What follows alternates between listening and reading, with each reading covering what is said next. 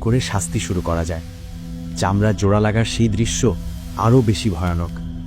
সুস্থ হওয়ার পর সে এক মুহূর্তের জন্য স্বস্তি পায় না, বরং দ্বিগুণ ভয়ে কুঁকড়ে যায়, কারণ সে জানে এখনই আবার আযাব শুরু হবে। এভাবেই কেটে গেছে 1000 কোটি বছর। তবে সবচেয়ে মর্মান্তিক দৃশ্যটি ঘটে তখন, যখন যন্ত্রণার চরম সীমায় পৌঁছে ইবলিস সরাসরি তার রবের সাথে কথা বলার চেষ্টা করে। পবিত্র কুরআনের সূরা আল মুমিনুনে আল্লাহ জাহান্নামীদের এই শেষ ফরিয়াদের কথা উল্লেখ করেছেন। 1000 কোটি বছর পর, সব অহংকার ধুলোয় মিশে যাওয়ার পর, ইবলিস এবং তার অনুসারীরা শেষবারের মতো আকাশের দিকে তাকায়। ইবলিস মনে করতে পারে বহু কোটি বছর আগে সে এই আল্লাহর ইবাদত করত। সে ভাবে হয়তো দয়াময় আল্লাহ একবারের জন্য তার দিকে তাকাবেন।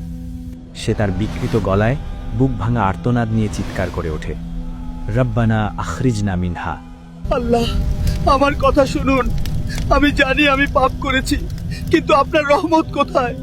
আমাকে মুক্তি দিন। হে আমাদের রব, আমাদের এখান থেকে একবার বের করুন, আমাদের দুনিয়ায় পাঠিয়ে দিন। আমরা আর পাপ করব না, আমরা নেক কাজ করব।